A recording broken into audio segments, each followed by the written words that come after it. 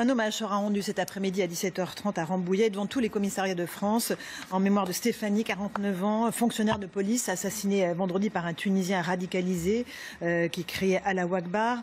La radicalisation de cet homme ne fait aucun doute selon le procureur antiterroriste. Qu'est-ce qui aurait permis d'éviter ce drame ? Si cet individu avait été expulsé du territoire national, si nos lois avaient été appliquées, alors cette policière aurait été encore en vie. C'est bien là le drame. À quel moment on aurait pu l'expulser ? Ça faisait 10 ans qu'il était sur le sol français. Bien sûr, ce matin, à cette policière, à sa famille, à cette mère de famille de 2 enfants, et évidemment à tous les forces de l'ordre qui paient aussi un lourd tribut. La guerre qui nous est conduite par le fondamentalisme islamiste depuis maintenant 2012. Il faut un moratoire sur l'immigration. Parce que la vérité, c'est que les 12 derniers mois ont vu se succéder toute une série d'attentats. Nous célébrons le triste anniversaire de la mort de deux compatriotes il y a un an à Romans-sur-Isère qui ont été tués par un Soudanais au couteau. Vos confrères de Charlie Hebdo, les anciens locaux de Charlie Hebdo, ont été attaqués en septembre par un Pakistanais qui n'avait rien à faire sur le territoire national. Samuel Paty a été exécuté par un Tchétchène qui n'avait rien à faire sur notre sol. L'attentat de Nice qui a été commis dans une église où 3 de nos concitoyens sont décédés, ont été exécutés lâchement par un Tunisien qui n'avait rien à faire sur notre sol. Et là, encore une fois, l'histoire se répète.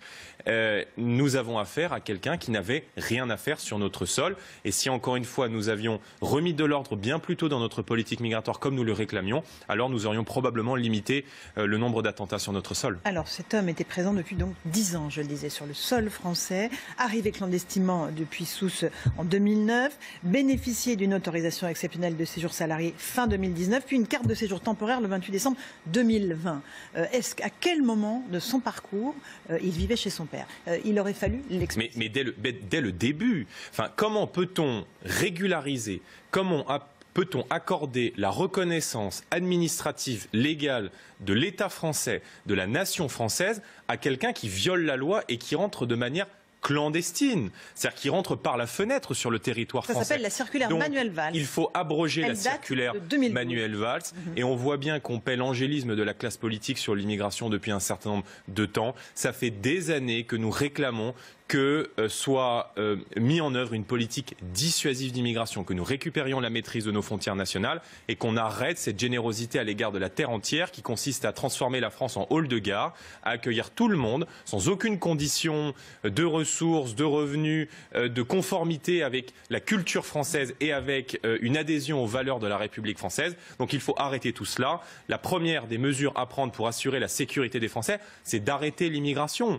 Et on voit bien que cette immigration totalement anarchique. Encore une fois, je ne généralise pas, mais on voit bien que le lien entre l'immigration et le terrorisme, il est évident, que le lien entre l'immigration et le développement du fondamentalisme islamique dans un certain nombre de quartiers, il est évident. Et je vais même encore plus loin, le lien entre l'immigration et l'insécurité, il est évident.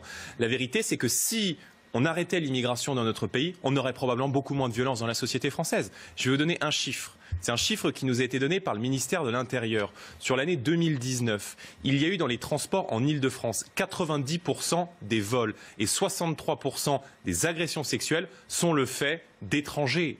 Donc la première des mesures pour protéger les Français de l'insécurité, de l'explosion de la violence et du terrorisme, c'est d'arrêter l'immigration, comme le réclame le Rassemblement national depuis 40 ans. La dernière loi Asile et Immigration n'a donc pas été suffisante selon vous ? Manifestement non.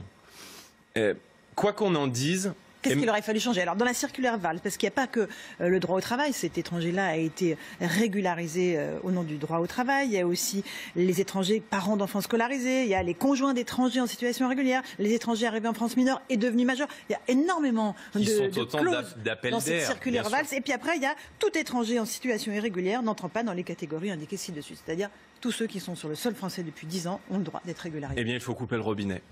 Quoi qu'on en dise, Emmanuel Macron, il aura été, durant son quinquennat, l'homme du désordre, l'homme du chaos et l'homme de la violence. Il est celui qui aura permis l'entrée d'1 800 000 personnes sur notre sol depuis maintenant 2017, à raison en moyenne de 450 000 personnes par an. Il est celui qui a mis en cause la probité de nos forces de l'ordre lorsqu'il évoque un racisme quasi systémique dans la police en parlant de contrôle aux faciès chez vos confrères de Brut. Il est revenu largement. Oui, mais voyez bien le problème. Dans le Figaro. C'est que lorsqu'on est capable, comme c'est le cas d'Emmanuel Macron, de dire tout et l'inverse de tout en permanence, en étant à chaque fois convaincu d'avoir raison, c'est probablement là un signe de folie. Donc, il faut éviter... Vous pensez que le président est fou ? Je dis qu'il passe son temps à dire tout et son contraire, et qu'il a mis en cause très gravement nos forces de l'ordre en évoquant... lui en cause très gravement. Je dis qu'il faut un certain talent pour réussir à dire tout et l'inverse de tout de manière permanente. Oui, parce qu'il dit tout et son contraire. Le lundi, il est à la droite de la droite, et puis le mardi, il est assis à côté des indigènes de la République et il dénonce un racisme systémique dans la police. Il est l'homme dont le ministre de la Justice, M. Dupond-Moretti, revendique être fièrement le ministre des prisonniers. Alors qu'on voit bien dans cette affaire, comme dans le verdict de Viry-Châtillon, comme dans le sentiment automatique des peines de deux poids, deux mesures qu'ont nos concitoyens à l'égard de la justice et de l'ordre dans le pays, que le ministre de la Justice n'est plus l'avocat de la société, n'est plus l'avocat des victimes, mais qu'il est bien souvent l'avocat des délinquants, des criminels, et qu'il conduit en tout cas une politique qui encourage le laxisme dans notre pays. C'est la 17e action terroriste commise en France depuis 2014 contre les forces de l'ordre. Ce sont les cibles numéro 1 des islamistes aujourd'hui, les policiers, les gendarmes. Oui, parce qu'ils représentent l'État. Et je vais même aller au-delà. Lorsqu'on s'intéresse, et vos confrères du Monde ont très bien mené l'enquête d'ailleurs à son profil, à sa radicalisation, on voit bien que sa radicalisation n'est pas seulement liée à l'écosystème islamiste habituel. On voit bien que tout le discours qui est développé aujourd'hui par toute cette galaxie islamo-gauchiste, de Mediapart à Bellatar, en passant par Agi+, et qui vise à expliquer que l'État français est raciste, que l'État français est islamophobe, que les lois françaises oppriment les musulmans, que le droit au blasphème, etc., etc. On voit bien que tout ce discours de haine à l'égard de la France, qui remet en cause la probité de l'État français, participe aujourd'hui d'une même communauté d'esprit et marche à côté des islamistes. Donc on voit bien que ce type de discours, qui est tenu aujourd'hui par toute une partie de la gauche, par le CCIF, lorsque M. Mélenchon défile en novembre 2019 dans cette grande marche de la honte aux côtés du CCIF, où l'on entend des militants islamistes hurler Allah Akbar à 100 mètres du Bataclan. Oui, on encourage ce type de discours. Et donc, il y a une congruence aujourd'hui, il y a une communauté d'esprit entre le discours de toute une partie de la gauche, discours qui est basé sur la race, sur les dénonciations d'islamophobie d'État, sur le fait que l'État français serait raciste. Eh bien, tout ce discours-là, ce discours de repentance permanente, de mise en accusation des majorités, eh bien, effectivement, il accompagne aussi la radicalisation d'un certain nombre de militants islamistes, comme ça a été le cas d'ailleurs pour cet individu, et c'est très bien expliqué par vos confrères du Monde. Mercredi, Gérald Darmanin va présenter un nouveau texte sur la lutte contre le terrorisme qui améliore un certain nombre de choses, le suivi des individus condamnés pour terrorisme qui sortent de prison, le suivi socio-judiciaire des terroristes radicalisés. Un fait divers, un texte, ou ce texte était déjà prévu? Est-ce qu'il faut à chaque fois rajouter une couche à nos lois? Il y a un certain nombre de dispositifs qui vont dans le bon sens, incontestablement. Je vous rappelle que M. Darmanin, d'ailleurs, il y a quelques semaines... Juste, si des mesures vont dans le bon sens, évidemment que nous les voterons. Mais encore une fois, il y a un... M. Darmanin ne se prépare de dire que le Rassemblement national ne vote aucun des textes. Oui, mais vous voyez bien qu'il y a un éléphant dans le salon que personne ne voit. Il y a quelques semaines, M. Darmanin, il expliquait qu'il n'y avait pas de lien entre l'immigration et le terrorisme.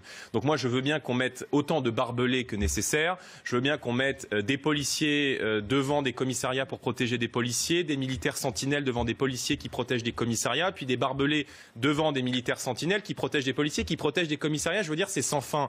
Mais la solution de bon sens, la solution la plus raisonnable serait d'arrêter d'importer des terroristes. Voilà, serait d'arrêter d'avoir des filières migratoires qui continuent, qui sont ouvertes à tous les vents de la mondialisation et qui, effectivement, remettent en cause aujourd'hui gravement la sécurité des Français. Et puis l'essentiel n'est pas fait. Les 4000 étrangers qui sont fichés pour radicalisation, fichés au sein du FSPRT, pourquoi ne sont-ils pas expulsés ? Pourquoi les 570 mosquées radicales, regroupant les mosquées salafistes, les mosquées de l'UEIF, les mosquées des miligorus turcs, ne sont-elles pas fermées? Pourquoi est-ce que des associations qui ont aujourd'hui leur ronde serviette à l'Élysée, je pense par exemple aux miligorus turcs, qui est l'outil d'influence d'Erdogan en France. Oui, je veux dire, M. Macron, il a mis en place... Quel fait vous vous basez pour dire ça ? M. Macron, il a mis en place le Conseil national des imams. Il a souhaité discuter notamment cette loi sur le séparatisme avec des fédérations islamiques, dont des fédérations islamiques comme les miligorus, qui est l'outil d'influence d'Erdogan et de la Turquie en France, qui sont présidés, dirigés par M. Fatih Sarıkır, qui est fiché pour radicalisation, qui refuse de signer la charte de la laïcité et qui font partie des interlocuteurs privilégiés de l'État. Ça pose pas un problème. Mais ça pose un problème. Parce que lorsqu'on commence à négocier avec les islamistes, eh bien, on se retrouve, comme le rappelle d'ailleurs dans ses écrits M. Boualem Sensal, dans la situation de l'Algérie à la fin des années 80, c'est-à-dire réglée à l'heure islamique.